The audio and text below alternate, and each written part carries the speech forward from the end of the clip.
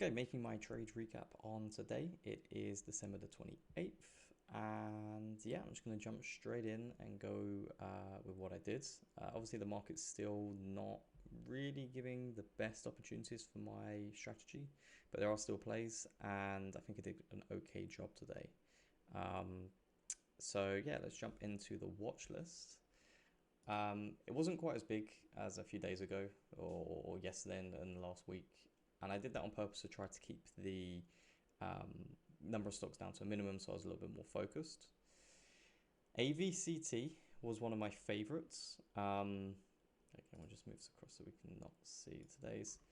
Thought process here is that we are up over the last 4 days a substantial amount. We're up around 70%. And I figured that we'd have a good chance of pulling back to this 216 area if we did start selling off.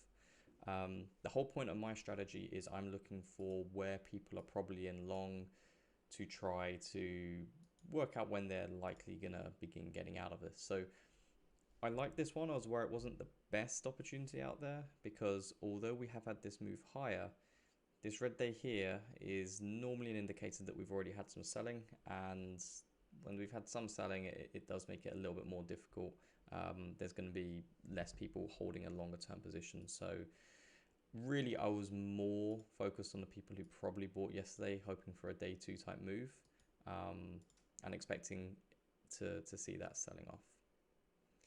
My next main watch was NXTD. This one was a lot cleaner. We've had two very bullish days.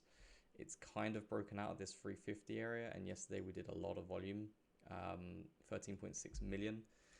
So the thought process was that if we start selling off, the backside comes in, we'll definitely be able to take advantage of that. On both AVCT and NXTD, we were gapping down, which I really like because that is straight away an indicator that the stock is likely weak. There's not as many people coming in looking to buy it for a day trade. And if it starts selling off, anybody who is long is going to begin potentially panicking out. A few other stocks I was watching, I didn't take trades on. BVXW, just keeping an eye on this one. It was gapping up quite a lot. So I'm never great at trading gap up days. I prefer to only go long because I think that the potential for shorts to get into early and then to get squeezed is pretty high. And when that's the case, the moves to the upside can be pretty big. So normally on gap up days, I'm only looking to go long.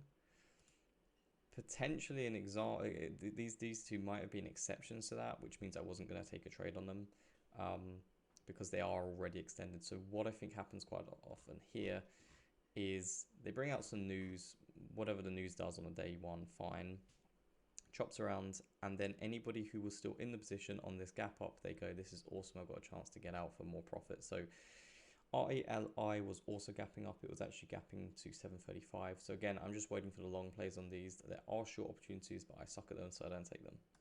And then finally, I was keeping an eye on MU just in case we could take out this 95, but we never did. I've actually got here, let's do that. I've actually got here a recording of the market, and it captured my NXTD trade. So at market open, I was watching AVCT mostly. Quickly switched over to NXTD. And what I really wanted to see here was this to push up off the open, maybe come to the 450. And I was actually thinking to myself, it's not my strategy, I wasn't going to do it, especially because my main focus right now is to be as accurate as possible. I was thinking if we push into 450 and reject it, that should be a really good place to short. And I'll just speed through this because we don't really need to look at the price action initially, but we run straight into that 450 area and reject, and that ended up actually being the high of day. But for me at this point, I'm now seeing this case of, okay, if this is where the trade opportunity is going to show itself. The way I see this is whilst we are, we've pushed off of the open, whilst we are holding VWAP, the potential is still for longs to come in to take it over 450 to squeeze out anybody who took it short, and as a result we can go green, and then it turns into like a day three runner play, and I'm just not going to trade it. So really what I wanted to see was it to hold VWAP for like 2, 3, 4 minutes maybe try and push and then fail, because although this is a really nice indicator that buyers have come in, I don't love it when it just pulls back immediately. On a gap down, I don't mind it, because I feel that like if it was going to go higher, it would have either continued squeezing higher off the open. Squeeze is probably not the right word, but it would have continued gathering bullish momentum off the open, or it would have held VWAP. So I actually think that I could have done a little bit better here and got into this one a bit earlier. Once we've spent a bit of time under VWAP, and we are quite a bit under VWAP, this is I think where I probably should have got in my position. You can see that I already had 500 shares loaded over here, ready to get short 434. I hadn't paid for the borrows yet, and just a little bit hesitant, and I've had that on a couple of trades recently. I think it's just because the market hasn't given great opportunity. I would rather not take something if I don't feel 100% on it, than to take it and to then regret it. So we can see here it chops around. I'll just jump forward a little bit. This was the exact move I wanted to see though. Comes back, tries to hold VWAP, can't really. Buyers come back in to try to push it back higher. On the next fail, pretty much when we take out 434, that is the point where I'm going, that's when I want to be getting in. I like getting into pops into VWAP, but I think this red candle should have been indicated that as soon as this came, I think I should have been, hitting it, and got that 433, 434, and I would have probably got a fill.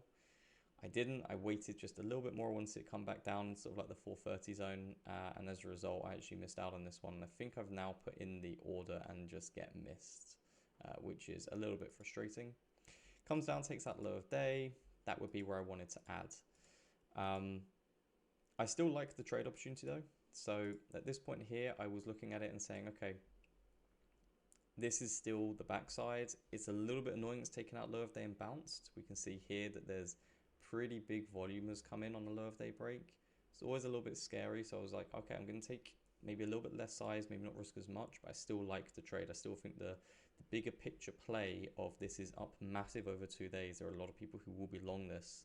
The potential for them to get short, or for them to get out and for a short to work, is still pretty good. So I got into the trade right around here. It wasn't at this exact point. I think it was on the next little pop. But for all intents and purposes, I got short in here at 430, 400 shares, and I was risking to high of day. So I was risking like $80, $84 on this one. And I was also aware that like if we came back down into the low 420s, where if we spike here, reject, I'm probably moving that stop pretty quickly to 442. Typically, I like to see a low to break before I get that in. But in a lot of cases, especially if I'm going to high of day rather than most previous low, I'm happy to just get out to stop a little bit earlier. So we have this spike. I'm just going to pause it here. So we have this spike where we got in. It's now back under VWAP. And what I then do is I go onto the 5-minute chart to begin identifying potential profit zones. My next entry will always be on the low of daybreak, but I'm then going to look for the next sort of like areas to take profits on. And we can see 415 is a level, 393 is a level, 374 and 334. 415 is a low of day. So the plan here was to add, if it takes out 415, to look to get half the position out of 393, another quarter out of 374, and then hold a runner in case we do sell off. In the current market conditions, I think I would be better to say, let's take 2/3 out of 393 and then the rest at 374, or half out of 393 and the rest out of 374. I think trying to hold that final piece in the current market conditions isn't that great. There's not loads of stuff which is super extended. But yeah, that is what it is. So we came down, trading at low of day again. It's kind of just holding, and this is the exact price action I want to see, because I know that when we add through 415, my risk is going to be to 435. So I'm going to be able to take a decent sized position, keeping the risk relatively small. So we got, we didn't actually get filled. It was quite funny. I put in a stop limit order, and unfortunately I didn't get filled, just the way it is. It ends up pulling back, and I did get filled right on that spike there. I'll just fast forward it a little bit here. And while it was chopping around, I was just like, okay, this is fine. It's a little bit annoying. It hasn't just gone straight through, but We do get that break of 4, it comes down, and right in here, it comes down to that 393 area, and I was giving it a chance to see if we could continue to wash out, because I figured that anybody who was long had their stop below 4, maybe it's below 393, the previous day's lows. If it takes out 393, there might be or the previous day's support, there might be a good chance that we have that quick wash down into the 380s, and I want to be a part of that. So I was trying to get like 387. Once we held in here, I got half the position out. We'll see it come up any second. So we began to bounce, show some buying power coming in, and I took half the position out there and locked in a solid gain. And it was still 30 cent. Like we had 800 shares, 700 shares on the trade. 700 shares on the trade to take. Given that the average risk on that was probably like $70, I could have taken the whole position off there for around about 210, 200, that sort of thing. So, you know, I'm looking at maybe just taking a whole position off in these in the future.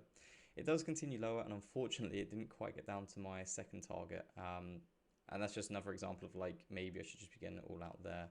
I won't go through any more because it just chops around then. I stopped the video there.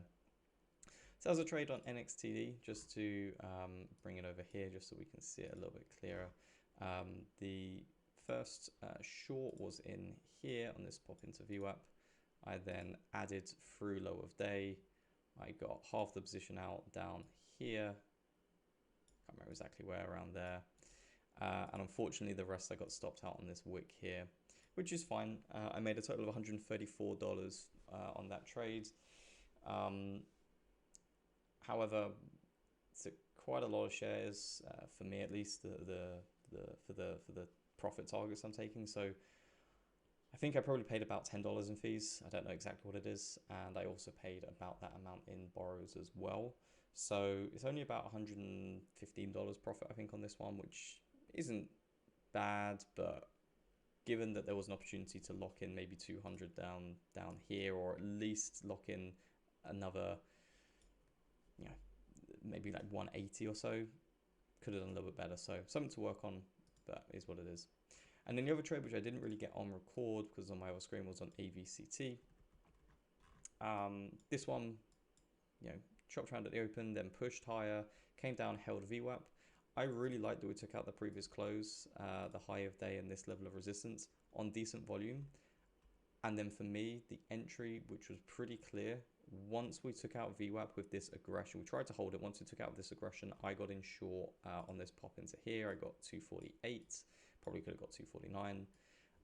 It then turned into a little bit of a slow grind, and I realized that the issue I had with it was that the risk reward wasn't really setting up all that nice. I took 500 shares, 248.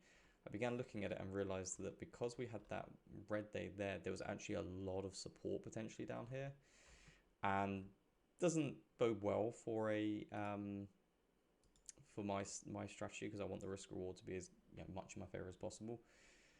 So my initial plan was actually to say, you know what, if it takes that low of day, I'm not going to add into it. I'm just going to leave it, and I'm just going to put the risk to 250, 251, something like that, and just say maybe we come down, we take out these support areas here, and we end up making like 40 cent on it, 30, 40 cent. It turns into a really nice trade. That was the initial plan. When it was shopping around in here and I began seeing that this level here was starting to hold as resistance, I figured that, well, we could now add into it. The risk isn't going to be all that much. My other trade looked solid at the time, which may have played a part. So I did actually add another 300 shares down here at 232. It reversed, it squeezed, and I stopped out of that one at 247 for a $54 loss. Again, fees and borrows made that more like a $75 loss. So all in all, the total realized on the day is $80, there or thereabouts. However, given that I think I probably spent, I mean, I can work it out real quick, but I think it's going to be in the region of $30 to $40. It's probably only about a $40 green day, which is a little bit disappointing dollar-wise. But in terms of execution, I think I did a good job. The way I could have improved this AVCT, once I realized that the risk reward wasn't there, I think I could have just said, okay, we'll just say it's either going to be a trade where I make 30 cent on it or scratch, and that would have saved me $50. And then on NXTD, I think again I got a little bit greedy to not take more of my position off down there. Yeah, when it was down here at 380, I think made a low of 382. I was very close to taking some more out. Had I taken more out there, I'd have taken 200 out for around about 40 cent. So yeah, that would have made it a 170 trade, and I'd have put the rest in at scratch because it's only 150 shares. So I'd have probably at that point had locked in as a result 160, $170 and still actually have 150 shares, which I could hold on for a little longer. So I think there needs to be a slight adjustment in the way I get out of trades. You know, maybe it's simply a case of like taking 2/3 off at my first target, but either way. But yeah, that was it. There wasn't really anything else that was going on. I'm finishing the day a little bit earlier than yesterday. There's nothing else that's setting up really good. Couple more days left for the year, so going to close out likely to be green in December, which is nice.